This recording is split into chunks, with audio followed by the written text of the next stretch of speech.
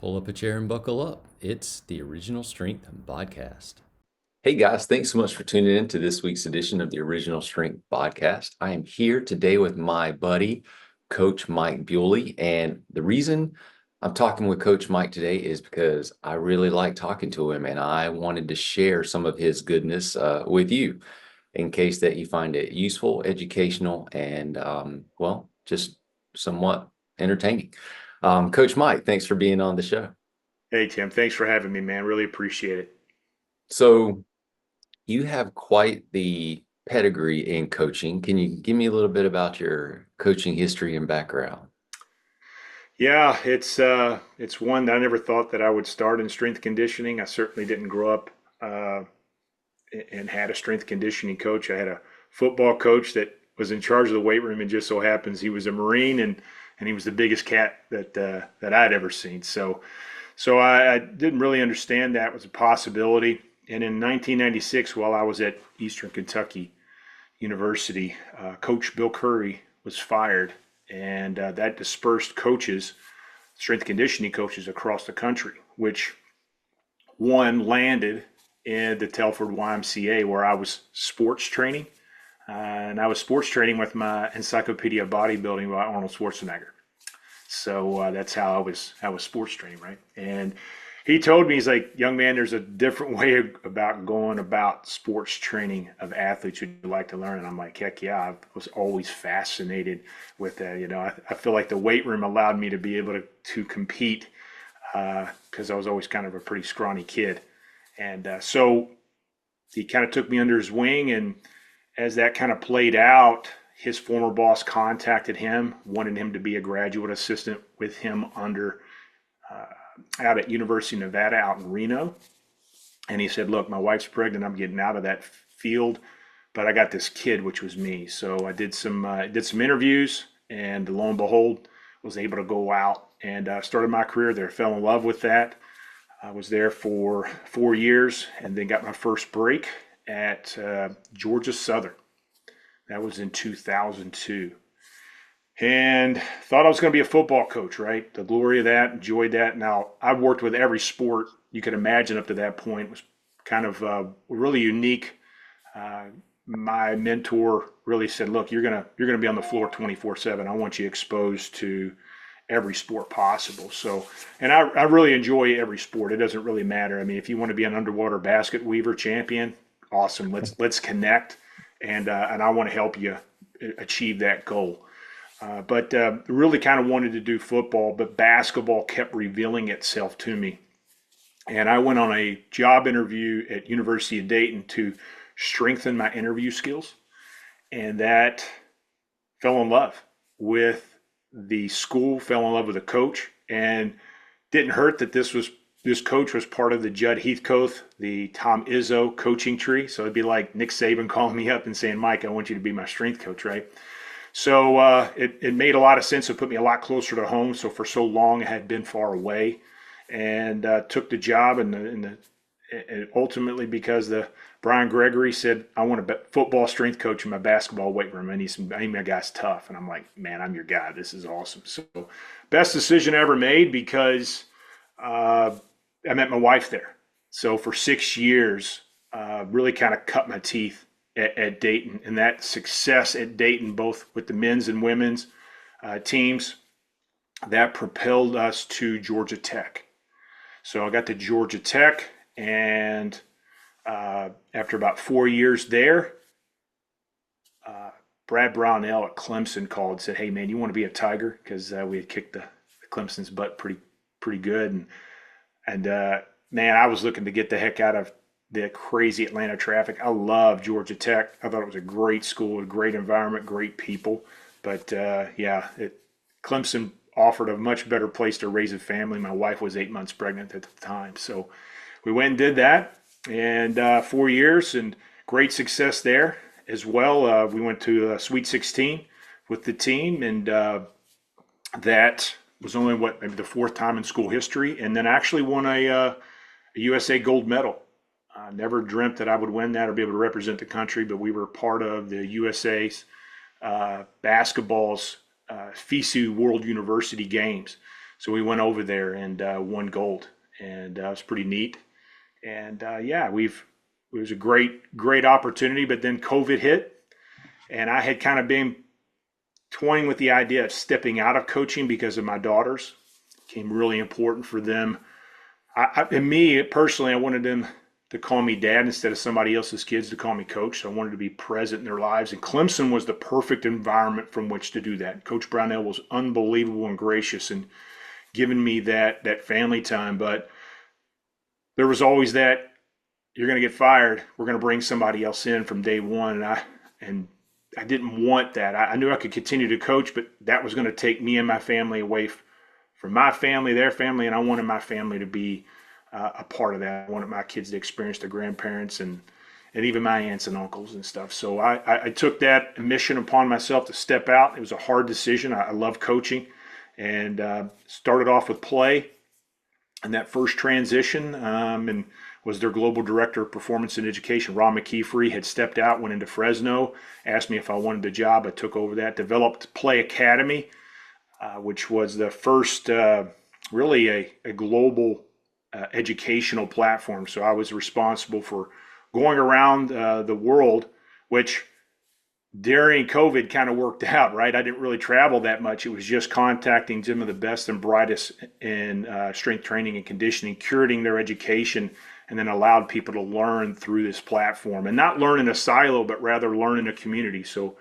you're able to learn and then be able to branch that out and communicate with people who are learning the same things as you and kind of level each other up. So that increased my exposure, and that brought my company Critical Reload, which I had started back in 2002 at Georgia Southern, to the forefront. And I had a decision to make. Do I stay with this, or do I exit out and take my company full time? So a lot of praying, a lot of soul searching, and ultimately, let's be honest, it came down to my wife saying, "Do it." So, so I got that opportunity, and interesting enough, as I exited out, that's when the NHSSCA came along and said, "Hey, look, we have a certification program that we've been looking to curate, to develop, and deliver. We don't have anything in place to do that. Would you be willing to come on board? We saw what you did with Play. We saw what you did with the Play Academy." And I said, "Man, that sounds like a great opportunity. You want me to work with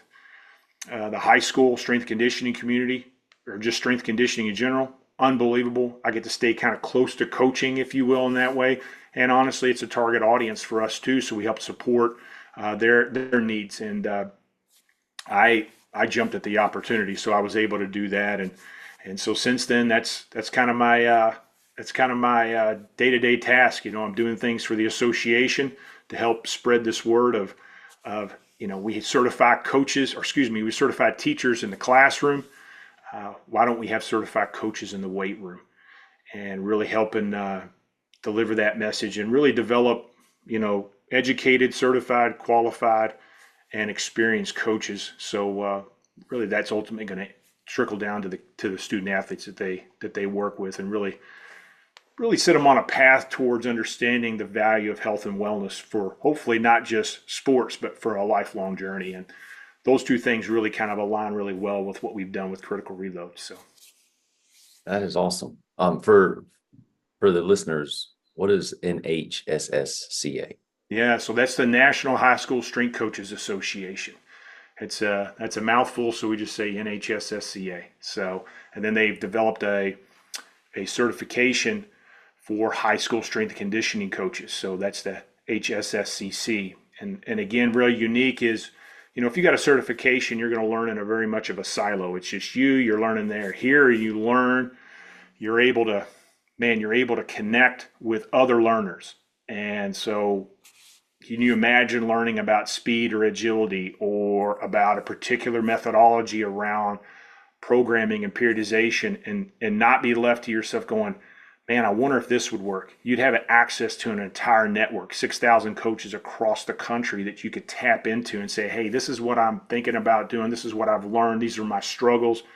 What do you think about if I did this?" And the amount of support that organization has created has just been incredible. It's really a family atmosphere. It's not I want to blow your candle out to make mine shine brighter. It's really a strong mentorship mentality behind that organization about really helping coaches and not telling them what to do, but really showing them how great they can be.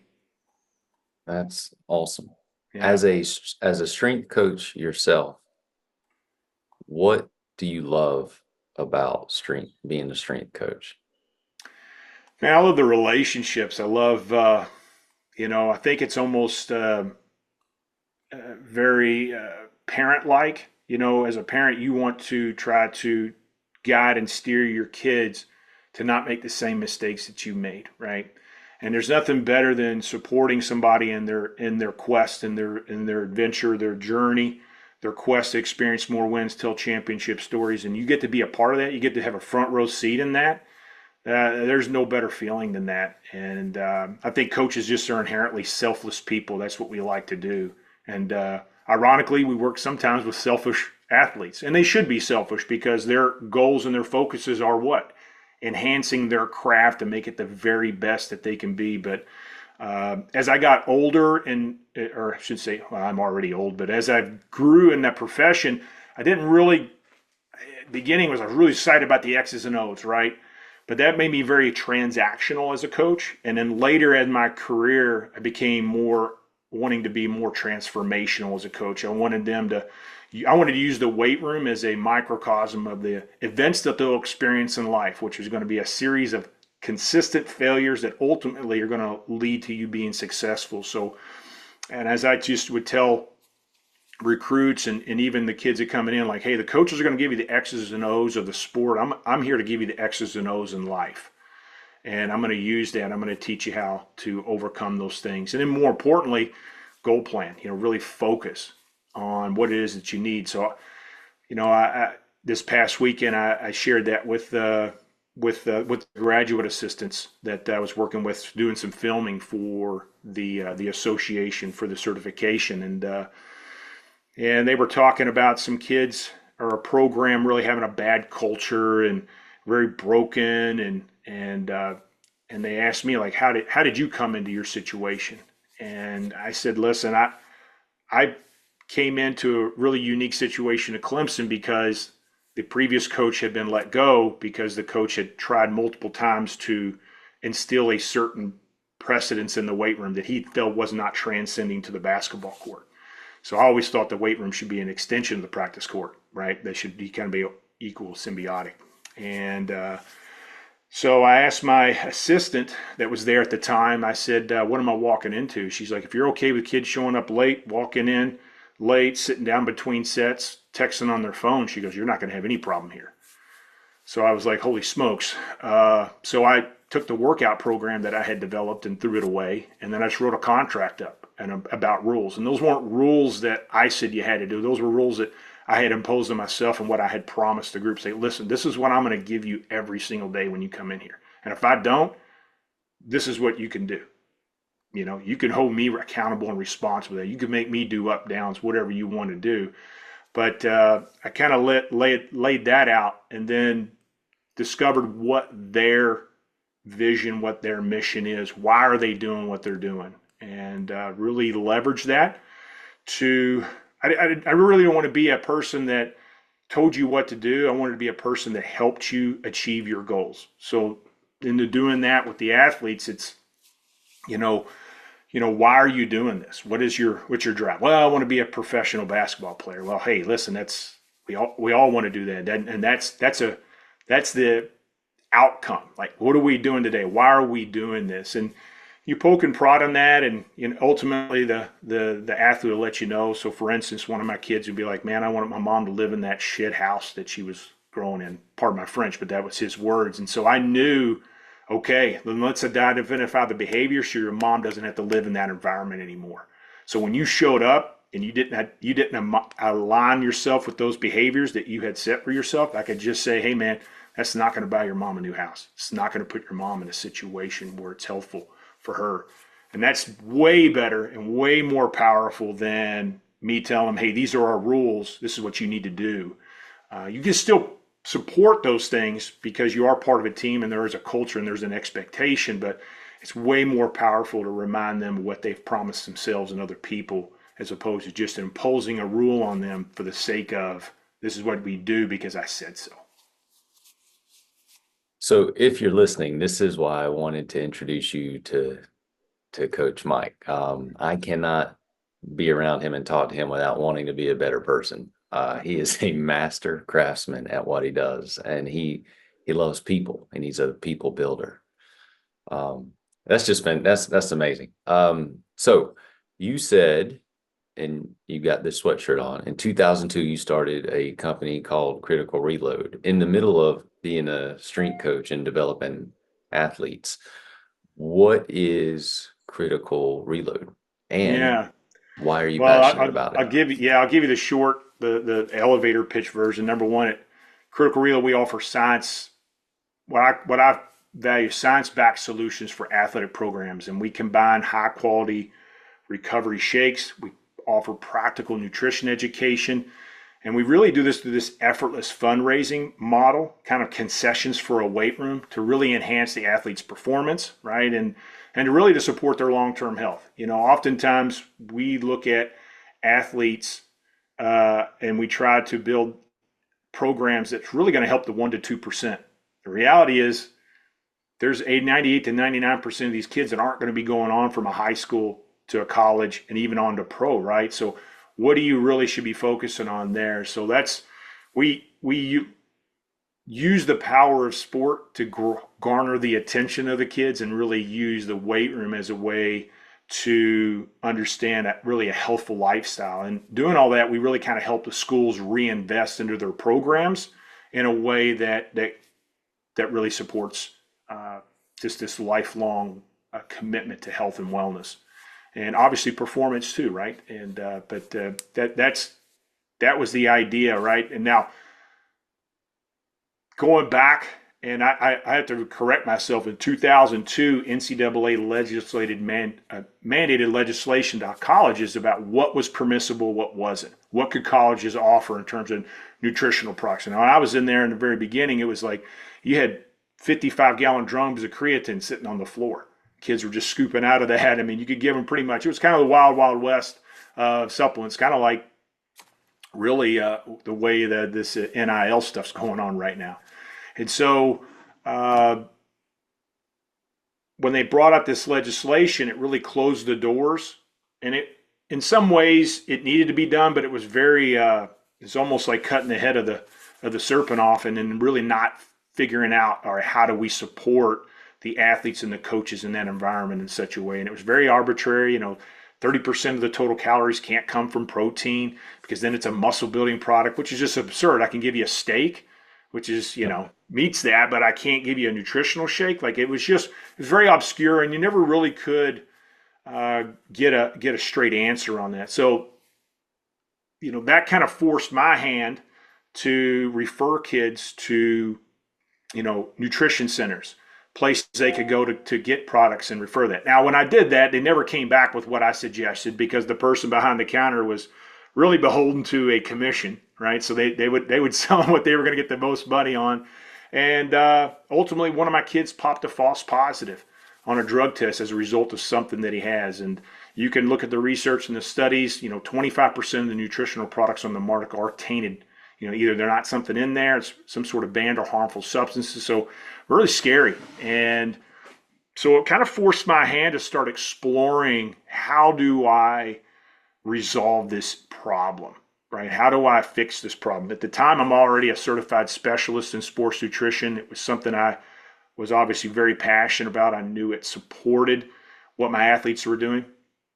And as I joke, hey, great workout today. You got 23 hours to make sure you don't screw the rest of the day up. Stay hydrated, make sure you're fueling up, make sure you're getting the sleep that you need. And so I started looking at the science, and really the science,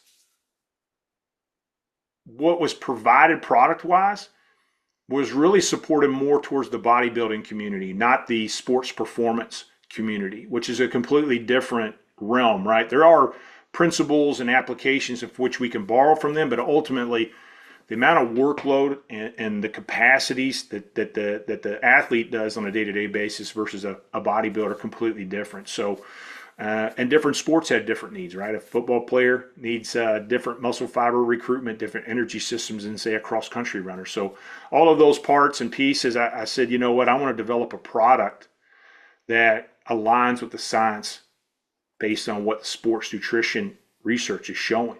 And that was a combination of carbs and proteins together. And that unique combination of carbs that we use, which is a maltodextrin and a fructose, those two combined, high insulin reaction, which is a good thing post-workout. And that fructose actually helps with liver glycogen replenishment. But then you pair that with proteins, and we use a unique combination of whey proteins from, to really, and milk proteins to create this great amino acid profile that really develops and supports muscle protein synthesis, growth, recovery, and put all that together. And I went to Power 5 schools, right?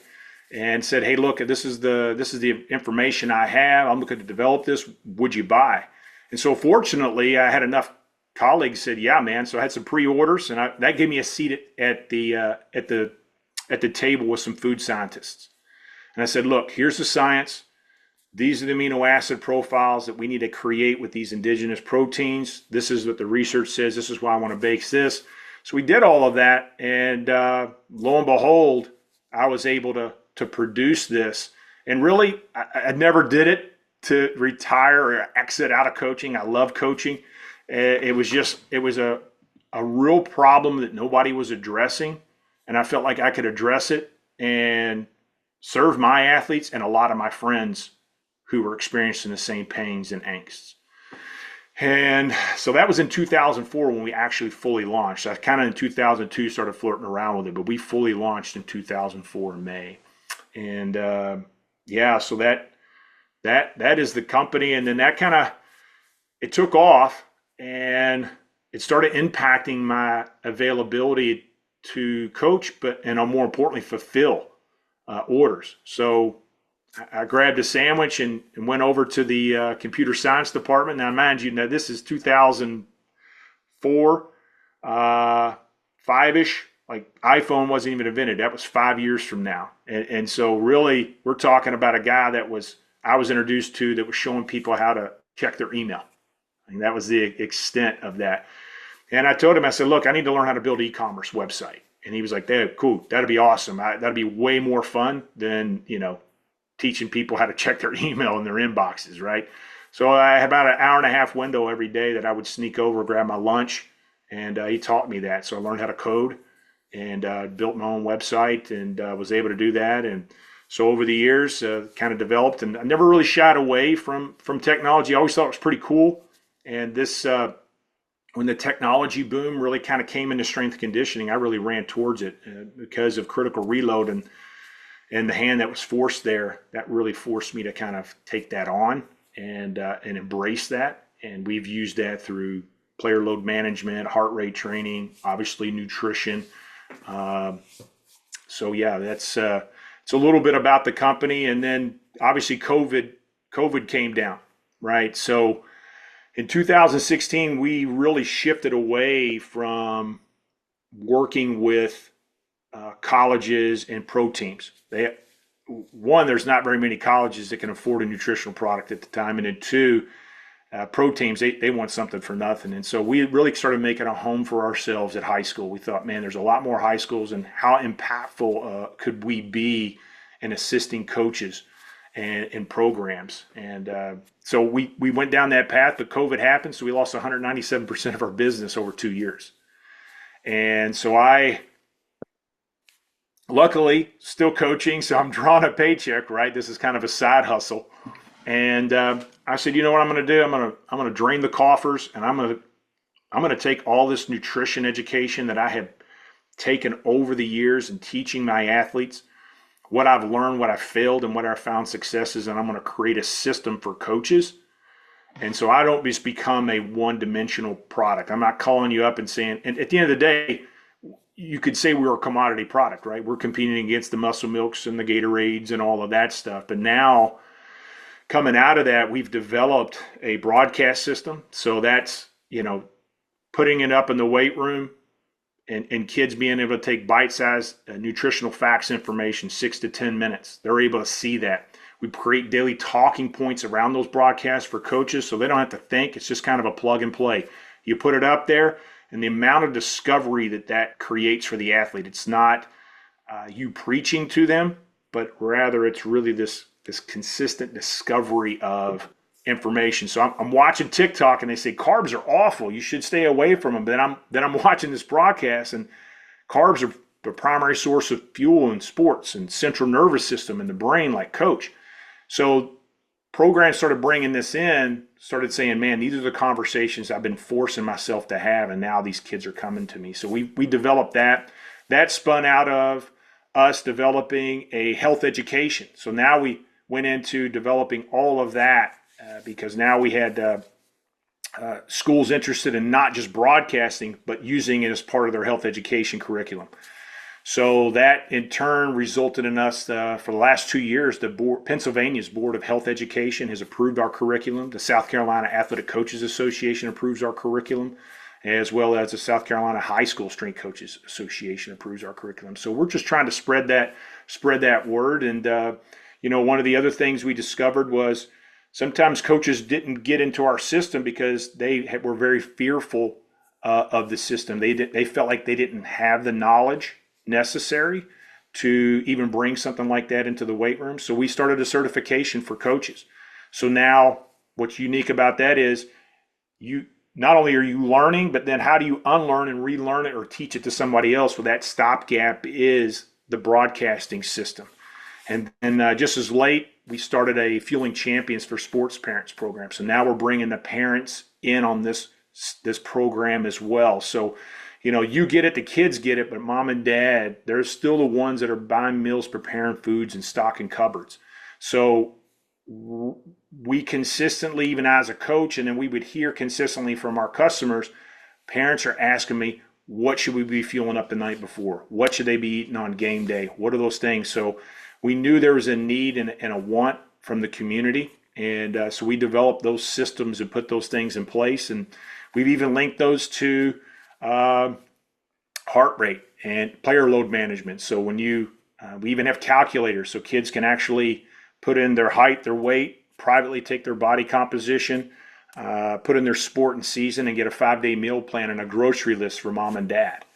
And so those are just powerful tools that really continue to be the tide that raises all boats. And I think too, it aligns really well with what the coaches do, in a sense that they probably have spoken about the importance of nutrition, but not to the degree that they deliver their strength program, right? So what you tolerate, others perceive that you promote. So if you're saying it's important, but you don't deliver it in a way with the same level of intensity and strategic involvement, then it must not be important, right? So that's what we've kind of done, is we've created a scaled nutrition program that really kind of supports the strength training program that the coaches have put together, but really consistently deliver messaging around that. I mean, you can deliver content for 33 weeks, so you're talking about almost a whole year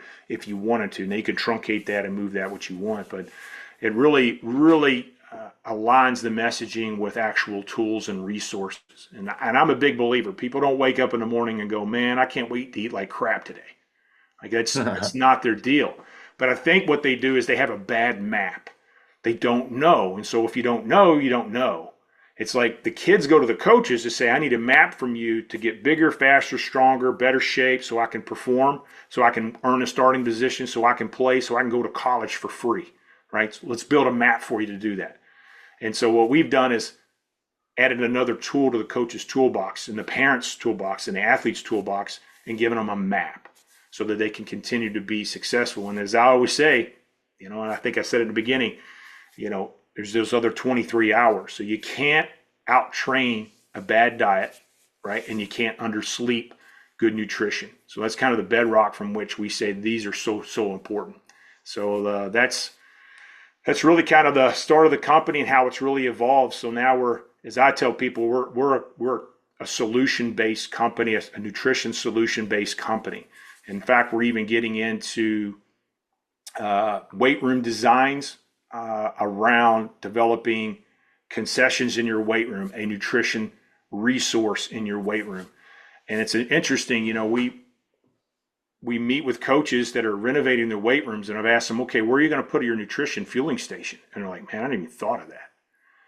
And I said, okay, well then here are some renderings. Here's some ways. In fact, if you've got a water fountain, we can actually retro that and put in a fueling station in here and create this. And then we blend that with a fundraiser, kind of like concessions for the weight room. If I was going to build a stadium, right, a football stadium, I'd have concessions there. It's a big money maker for the school. It's an additional way to support the school's athletic department. Well, instead of selling sodas and candy bars and popcorns and hot dogs, we're going to give you a nutritional snack right when you need it in there. And so we do that really uniquely with a pre-order system. So every 8 weeks, parents prepay, and then the school basically buys through us, and they get an inventory and mix that up, make that available to the athletes. So we've had, just as little as 50 athletes, 5 times a week, you can earn $10,000 a year for your strength and conditioning budget. We have some schools raise as much as $31,000. They have about 150 families participating in the program. So it's kind of a fun way to, again, give back to strength and conditioning, to give back to athletes. So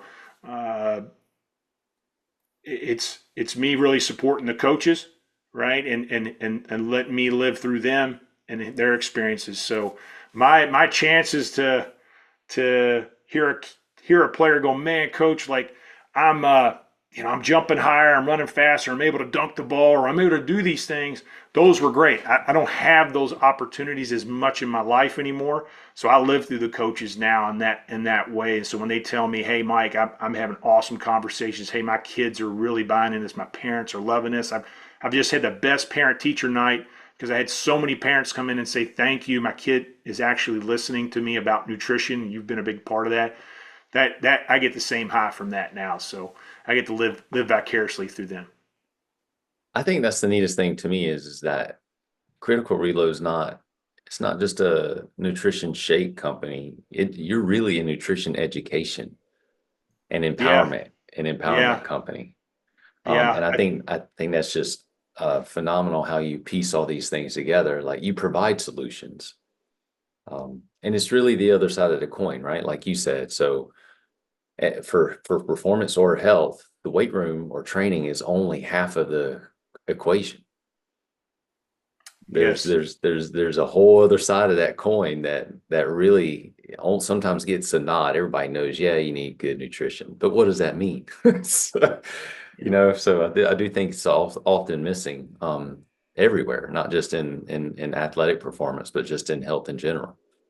Yeah, I agree. The feedback we've gotten from parents as a result of this is thank you, not exclusively because they feel more confident about knowing what to do, but what's kind of been neat around it is like we're actually making a point as a family to sit down and eat together around the dinner table, and man, that warms my heart to hear that, like, because I'm just trying to deliver some education, but that, man, you can't put a price on that, and that ability to strengthen families in that way.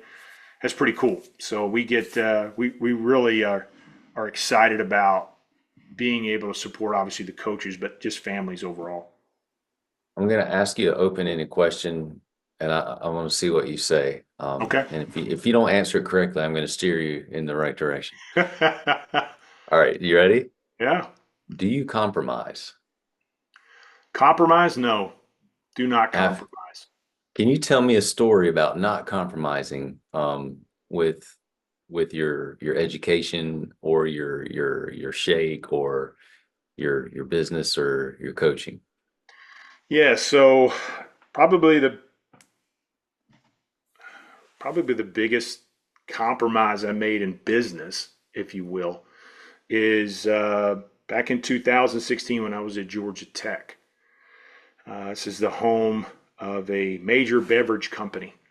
and I'll not say the name so we don't get this thing plugged or pulled. But it was pretty exciting. I had an opportunity to have this major beverage company distribute Critical Reload, and they were very much interested in doing that on a national scale. So I was pretty excited. I mean, you can imagine, like, holy smokes, like 2004 we started this thing, and here I am in a boardroom in 2016 having this conversation. So I was super excited. But as that conversation continued to evolve, the requirement was for me to move from our powder-based product to a ready-to-drink, so an RTD. So you've seen those in the gas stations, they're in the cooler or whatever. And ironically enough, about 6 months prior to that, we had explored doing that because it was a big ask from a lot of our customers saying, hey man, would you guys go to an RTD? Would you do this? And so we started exploring that, and we found a place in Texas that was going to do that. But right up to the end where we're getting ready to do this, and I'm sitting down with the food scientist, I discovered a thing called ultra heat temperature pasteurization. It means they just heat this protein up really, really high to create this shelf stabilization. And so as I started to explore that more, I discovered that really denatures the proteins and really impacts the nutritional quality of the product. So I was really, at the time, was like, well, man, that's a problem.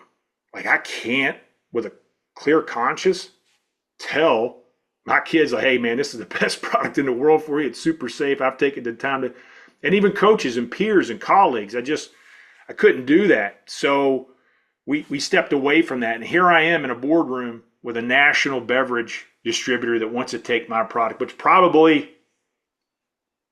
things went well, my kids would have probably been taken care of, right?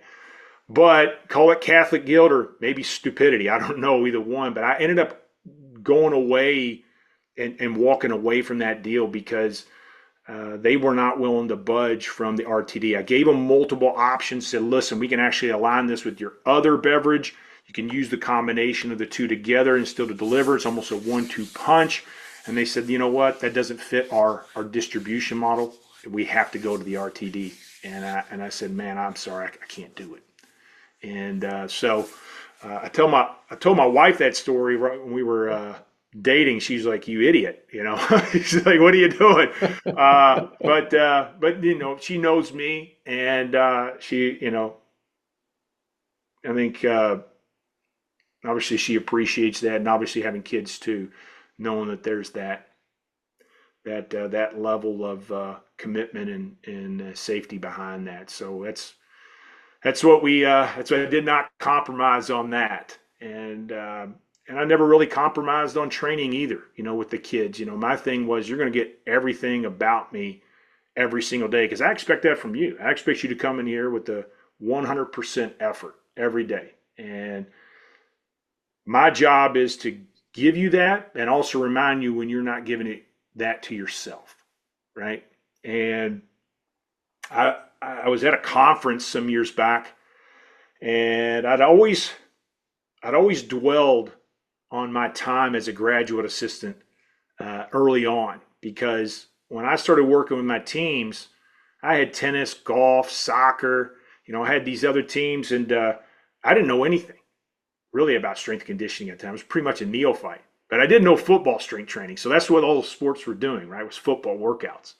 And I always felt like, man, I probably did them a real disservice in doing that. And I was at a conference, and it was a leadership conference, and I look over and I see this young man. I said, and it was a kid that I had coached tennis. And I'm like, Chad Stoloff. He goes, Coach Bewley, how are you, man? And we kind of came over there and just, what are you doing now? Oh, I'm coaching now. I'm actually coaching D3 tennis. I'm like, holy crap, that's great. He's like, yeah, it's better lifestyle. I love tennis, but it allows me to be at home. I'm like, man, you sing my swan song here, man. This is great. This is awesome. And he said, Coach, I just want to let you know, man. He goes, you had such a profound impact on my life. And I'm thinking, how did I do that giving you a football workout for your tennis program, right? I'm thinking, like, I said, man, Chad, it means a lot to me. Like, what was it I did? He goes, man, he goes, every time I came to that weight room, he made me feel like a Heisman Trophy winner. He goes, I didn't even get that from my own coaches and my own teammates. And he goes, every time I came in there, you were intense, but I couldn't wait to get in there because I knew I was going to get, there was the one place where I was treated like a king. And that was such a powerful and revealing moment for me to hear that from him because, and I share that a lot with young coaches. I'm like, man, we get so driven and focused in on the X's and O's. And I'm not saying you can't be a good coach and not know your X's and O's, but man, you better really enjoy helping people and loving on people because this is what this profession is. And if you don't, you're probably going to struggle throughout your career because people don't really care what you know. We've heard that, right? They don't want to know what you care, but you got to take that a step further. They got to feel how you care. They got to experience how you care, and that's I just kind of always had that uncompromising approach to what it is. Now, if you don't hold your end of the bargain up as from a coach to athlete relationship, I'm gonna let you know, right? I think there's that tough love, and I've gotten better about how I approach those things as I've gotten older. A lot less yelling and a little bit more compassion, not empathy, but compassion with that, and really, again, reminding that athlete that hey, these were your dreams, and I'm just here to remind you of the dreams you've promised yourself, and giving you a map to get there. Awesome. On that note, ladies and gentlemen, this is Coach Mike Bewley. He is a master of all his crafts. And what you just listened to is pretty much a master class on coaching. Coach, if people want to learn more about you, get in touch with you, or learn more about Critical Reload and maybe even gain just knowledge in nutritional education, where can they go? So one, you can go to criticalreload.com. Man, there's so many opportunities on our website to connect with me. You can set up through my calendar app. You can schedule a call with me, and basically we can do it via Zoom or just a traditional phone call. Be fine by me. You can email me, and that is at Bewley, Bewley, so M as in Michael, Bewley at criticalreload.com. Feel free to reach out to me there, and shoot, I'd love to help you. If you're somebody who's on a path towards strength training, like what I want to be a strength coach, shoot, give me a call. I love helping people get on that path, and if you got nutrition questions, reach out, right?